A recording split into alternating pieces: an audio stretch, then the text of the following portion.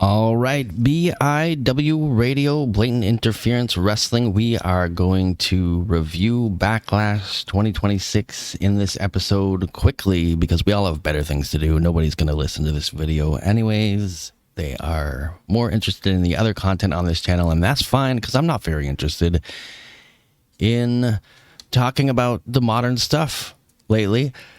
So let's go over this. My prediction, I said that Braun Breaker versus Seth Rollins could go either way, and that was very much the case. I said that Braun Breaker would probably win because he needs to win more, but he would probably do so with some interference in the match, and that's exactly what happened. So Braun Breaker with a win over Seth Rollins.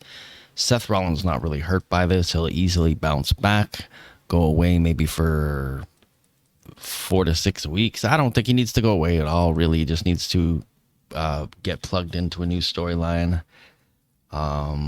He still needs to continue with this thing with the Vision, though, because obviously he was one of the founders of the Vision, and he needs to eradicate the Vision. And in the post show, Seth Rollins did say that in order for him to go for the world title, which one will he go for? Everything's a mess. But in order for him to go to the world title, he needs to get rid of the Vision first. So we'll see where that goes. I don't want to see more matches between Seth Rollins and Braun Breaker right now. I'd like to see Braun Breaker move on to whatever the next thing is planned for him. But what would that be? The title pictures for both titles is they're pretty there's a lot of Roman's obviously we'll get to that, but Roman's probably not finished with Jacob and so on and so forth. And yeah. We've got Clash in Paris coming up. Not going to talk about that in this video, but Braun Breaker not going to get an immediate title shot, and Obafemi also in the pipeline. So we'll see what happens with that. But Braun Breaker did get a pretty good victory over Seth Rollins, but not without help. Not without help. Braun Breaker nonetheless has arrived. They've declared it. I think that was a pretty big win for him, kind of starting to cement him as set him up as a main event player. Trick Williams defeated Sami Zayn. They did that whole ridiculous mess with the gingerbread man funeral.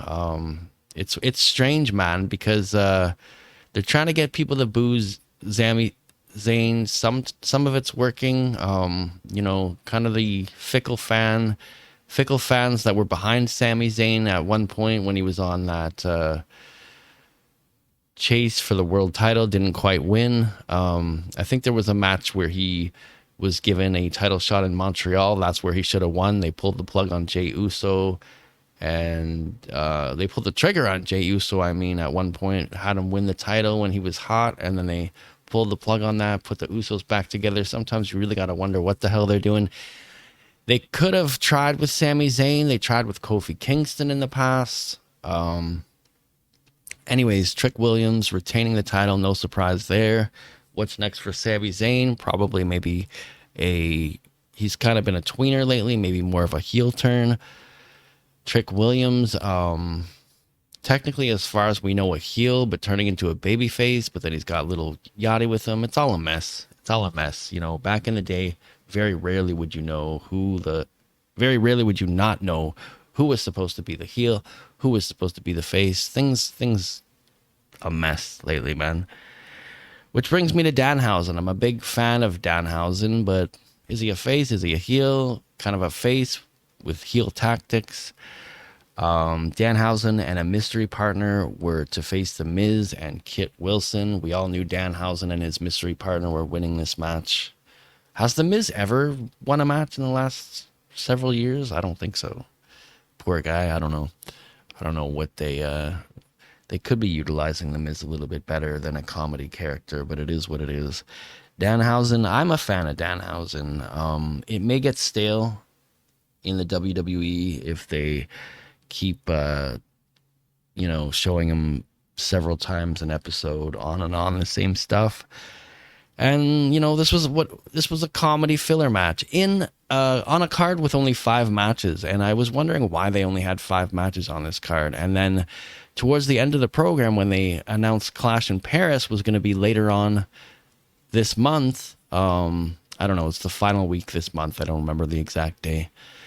But there's your answer, right? They're just splitting like a 8 to 10 card pay-per-view or whatever they call it now, premium live event, into 2 events. So that's why you don't see the other title defended on this. Everything's a mess, man. They split the roster. For a while, they had Raw only pay-per-views, SmackDown only pay-per-views. Then they went back to mixed ones. But now they're just having like a 5-card pay-per-view because they want to milk everyone, and they're going to have another one this month. So they don't even feel like big cards anymore. Anyways, Danhausen with the victory. His partner was El Torito, dressed up as a Minihausen. And then when the Minihausen ran, I can't even believe I'm saying these words, but when the Minihausen ran back into the cloning machine, there ended up being like 10 to 12 little Danhausens running around, getting involved in the match, which should have been a disqualification. But does it really matter anymore? Is there any integrity left? Do the referees really lay down the law? Do we even know what's going on here? Do I even know why I'm doing this video? Not really. Io Sky defeated Asuka by pinfall. I really have nothing to say about that. Like, I think Asuka, I think she's leaving the company. The thing, both obviously talented. They have skill. I still don't know what is an Asuka. Like, what exactly is her character supposed to be? And it's the same with Io Sky. So it's not that they don't have in-ring talent, but it's hard to sell me on characters that don't have a character. So I don't know. Maybe more suited to AEW in that way. But I don't have a lot to say about that match. It was a good match. I just didn't really have a lot of emotional investment in it. I found myself drifting off, looking at other stuff, because I was like, I know this is going to be a good match, but why does it matter? What is my emotional investment in this match? You had a storyline drag on and on and on between these two. Kairi Sane was kind of the person in the middle. They fired her before the storyline was over. What are we doing here? Like, really, what are we doing?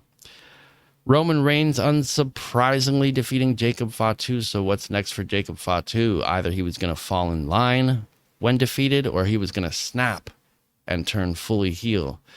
So they kind of had like Jacob Fatu as his wild Samoan werewolf character when he came into the WWE. Then they started chilling him out a little bit and making him more likable and giving him these catchphrases, all gas, no brakes. I like both, but you've gone from where you were at to kind of making him more human and likable, and now you're switching him back to where you started. So what the hell are we going? What are we doing here? What is going on? Like, is it? They said the AI was helping them book this shit. Maybe that's what's going on. Because none of this shit's making sense. So it's not like I wouldn't say that any match on this card was bad. They gave us pretty decent matches. It's just that nothing makes sense. And we don't need funerals for Gingerbread Man on the SmackDown show. We don't need to. I don't know. It's like, where do we go from here? I guess we find out very shortly. Clash in Paris will probably not involve a lot of the people on this card, because you're going to get like Cody Rhodes, CM Punk, Gunther, whoever else, Obafemi. I don't know where Drew McIntyre is. He took a loss and is kind of like laying low for a little bit, which probably might be best for him. But anyways, there's no need to really make this any longer. We're going to get like 11 views on this, but I figured I previewed Backlash. I might as well review Backlash. Happy Mother's Day to all the moms out there. We all have better shit to do than listen to this. So, peace out. Oh, and I'm glad it wasn't that jobber Matt Cardona teaming up with Danhausen. I think that jabroni Chris Van Vliet had me convinced that it was going to be something like that. I should have used my imagination a little bit more, and so should have the actual bookers of this. So think about this. This is my last thought on all this. They fired all these people recently, right? The roster's huge. The roster's a little bit bloated. Now it's less bloated, but there's so many people looking for an opportunity. This premium live event, whatever you want to call it, was 5 matches, and one of the spots on this card went to El Torito. That's all I want to say. is what are we doing here? They should have called this pay-per-view WWE What Are We Doing Here? All right, peace. That's long enough.